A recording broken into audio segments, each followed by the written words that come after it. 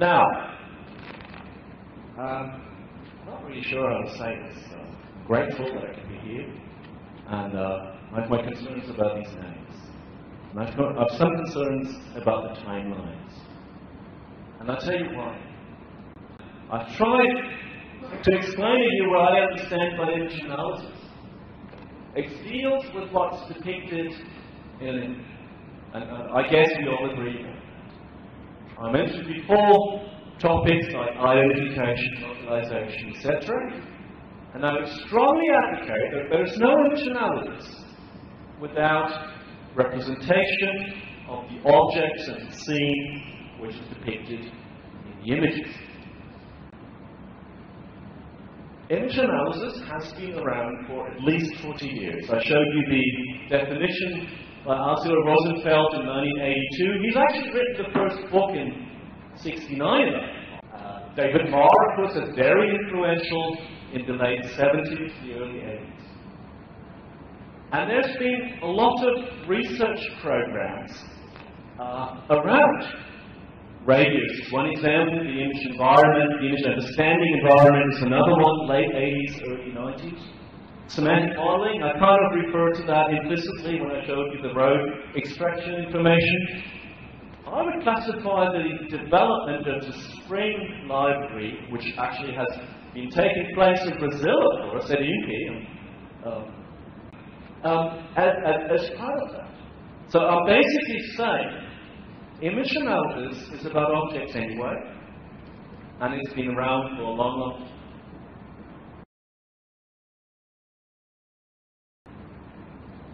If you think about this object then, I'm sorry, but I happen to think that this is not the best. Because it's an image. And I'll tell you why. And the misunderstanding is between the object as an abstract entity, such as in computer science, and the object as in the GIS world. And when you take the GIS point of view, and this is, of course, what we're looking for, a pixel is, of course, not the same representation as the object. But it's very clear that there is something wrong with the pixels. Namely, that's not the type of representation to meaningful description what we want to see. GIS objects are different in size, and therefore, of course, merging pixels or subpixel analysis, depending on the relative size between the object and the pixel, is what we need to do. So multi-scale is inherent in there as well.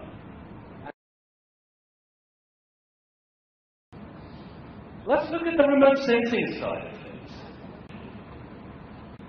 The evolution from pixel-based classification to more complex schemes is very obvious in remote sensing.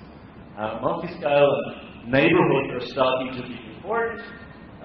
As a side note, high resolution is always related to your platform. 10 centimeter pixels have been around in area image analysis, of course, for much longer, since we started to deal with digital images. Since at the first time there were volumetric scanners around, and they returned the film images into digital data. So that's about 1990 when the first geometrically stable scanners came around.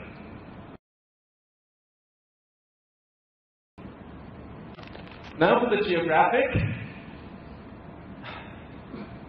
What else, right?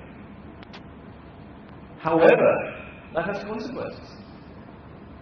Satellite image analysis, therefore, then is part of image analysis. And there's good news. That means that all those algorithms out there, in image analysis, computer vision, interferometry, and of course the GIS relation, which I showed you earlier with respect to the model, that's all at our disposal. It's all there, it's involved partly.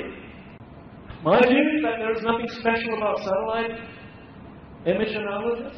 Image analysis is a term which captures this. Object-based image analysis really is a tautology. The good news is that there is people out there developing all these algorithms we can make use of, and we should. So we can come together, and this is then part of what we're doing here, and we can learn from each other. And there are great opportunities there. If we put together knowledge about the object, the knowledge about the algorithm, knowledge about the sensors, sometimes about the physics in between, so the atmosphere or water or whatever it may be between the sensors and the objects. Yeah, there's also competition. There's large groups in computer vision who, of course, start getting interested also in the geographic field. But that's fine. I mean, we just have to acknowledge those, we have to be aware of those, we have to look into what they're doing, and then basically position ourselves with respect to what's there. Yes, also with respect to what has been around in the classification world before ICONOS, but also with respect to what's around us right now.